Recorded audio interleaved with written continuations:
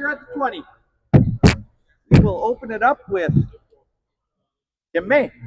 Move this back so look at these guys. Yeah. There you go. Hey, guys, if everybody could just kind of move to the front. Is that all right? Yeah, I just don't want.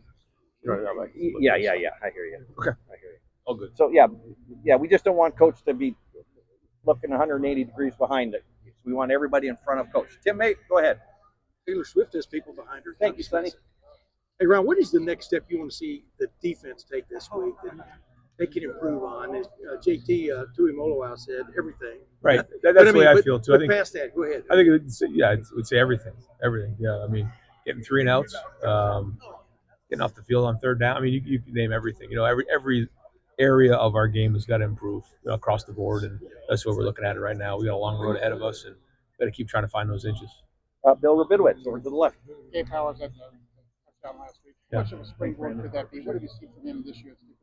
Well, I think for guys to actually do it in a game, it can build confidence and just say, okay, I can do it in a game now because I've actually done it, and hopefully that can build on his confidence to know that he needs to be a contributor for us, and we need to play as many guys as we possibly can. So plays like that make a difference, and we're going to need all these guys to play, and Gabe's a part of special teams as well, and so hopefully that can springboard and move forward. Tony Girdman, Buckeye Huddle to the left. Right, we talked to Brandon Inniss. What kind of a responsibility is that to be the team's punt returner? Well, anybody who carries the ball is really the whole team is in their hands. So we talk a lot about ball security and how important that is. The decisions that have to be made as a returner, certainly a punt returner in particular, are very critical. So these are very big decisions that he has to make on when to field it, when to fair catch it, when to return it, pooch situations, when to let it go for a touchback, these types of things in the battle of field position. So that's a big decision. Emeka's been back there in the past. So Brandon's someone that we trust, and we trust him for a lot of reasons. But he has to continually understand that the decisions he makes are going to affect our team's success in terms of the field position game.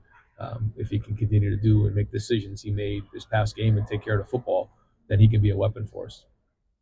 Andy Backstrom, Letterman Row. Yeah, Brad, how are you? You mentioned yesterday expecting more production. Are you speaking to involvement in the pass game? What does that look like to you? Yeah, they're a big part of our offense, and I know they only got a couple targets this past game, but they'll get more targets than that. They've worked really hard. They'll continue to do that. They're involved in all phases, and you're seeing some of those guys. I think the unit's improving overall, and so you'll see more and more as the season goes on. More tight ends in the game and in groupings, but also more involved with in terms of touching the ball.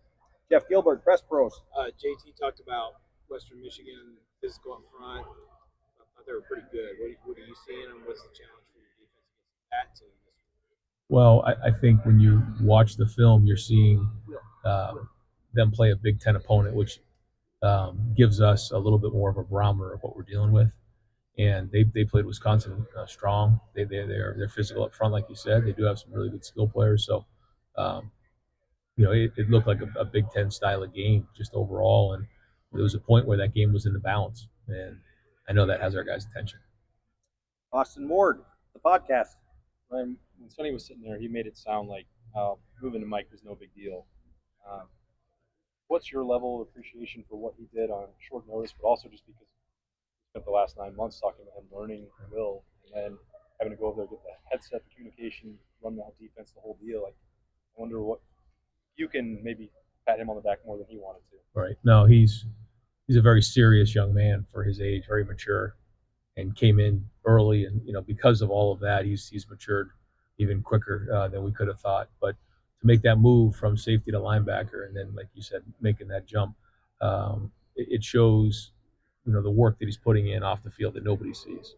And I think that's the part for a lot of our guys, especially when you're young. It's hard to appreciate all the work that gets put in. Just gives you a chance to go play. Without that hard work, you're not going to go perform the way that we all expect everyone to perform. And so Sonny has put it in the weight room. What he did with Coach Mick in the offseason was tremendous. So physically, he's put on the weight. He's done that part of it. But it's in the film room. It's working with James and defensive guys in terms of, extra film, watching it after practice, asking questions. And I'll sit in on some of the linebacker meetings, and he's answering the questions. He's very, very involved in everything that goes on. And the other part of it was, as the Mike linebacker, you're communicating with the earpiece all the defensive calls. So he had that on his plate as well. So um, a good example of somebody who, and that's going to pay off down the road for him, but very versatile, and his ability to play multiple positions down the road just helps his overall value and his overall football IQ. Bill Landis, Kings of the North. Right. You said yesterday you thought Arvell probably earned a little more. Yeah. How far ahead is he of where you guys thought he might be? Especially given that he didn't play linebacker last year, it's a hard position, yet he seems to have taken to it. Well, I think in year 2 is kind of that year where you like to see guys take strides, but he's still, he'll tell you, he's still, there's things he's still working through, but he plays hard. He plays hard, and we can work with that. At the end of the day, we always say the coaches, we'll own the mistakes. You just got to play hard, and we'll coach you up, but we got to make sure we demand effort, and he does that. He goes really hard, so we can work with guys like that when they're giving great effort and they show physicality. The other stuff is going to come. I do think that he put in the second half of last week, put the preparation he needed to in terms of off the field, which allowed him to play faster as well.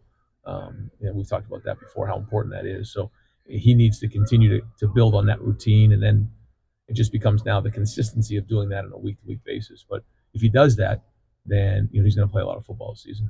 Steve Hellwagen, 24/7 Sports. Coach, just checking in on Cody Simon, Donovan Jackson. Have they practiced? Do you figure one or both apply? Yeah, they've both practiced today, and they're both still day-to-day right now.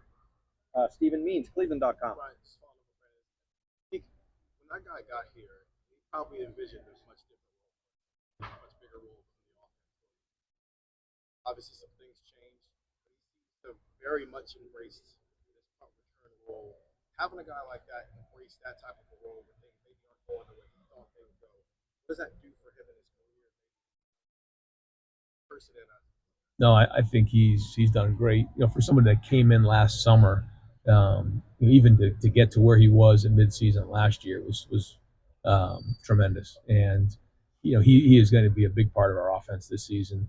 We're just getting going with that. But the great receivers we've had, they're very much involved with special teams, and he's done that already. But we're going to keep getting him in the game and try to find ways to get the ball in his hands, because not only is he a playmaker, but he's also got a great way about him. He's got a great energy about him. He's got a physicality, a toughness, a grittiness that is just contagious. And he's a guy you like to be around. And the guys really rally around him. So a big part of our offense this season. And last question, Pat Murphy, Bucknut. Ryan, when you have a debut like Jeremiah did, how do you respond next week and throughout the season to make that, I don't know, the norm, but to build on such an impressive debut? I mean, just working and just continuing to get better. There's some things in that game that he certainly wishes he had back, but also has had some good plays as well, and there's a lot to coach through there. But he's got a great work ethic, and if he just keeps practicing the way he's practicing out here, he goes and he goes and he goes, and he works hard. And now on a week-to-week basis, the game plan will change. There'll be tweaks along the way, different formation changes, different schemes, and so now you got to take a Tuesday and a Wednesday and put it on the field. Tuesday is first and second down. Third down in red zone is today. And so you get that meeting, and then you got to go put it on the field, and you only may get a few reps, during the week of that play in particular. And so that's a new experience that he's going to have to, learn to do. But the work ethic's there, the attitude's there, and certainly the talent's there. Great, Coach. Thank you very All much. right, guys. Thanks, Ryan.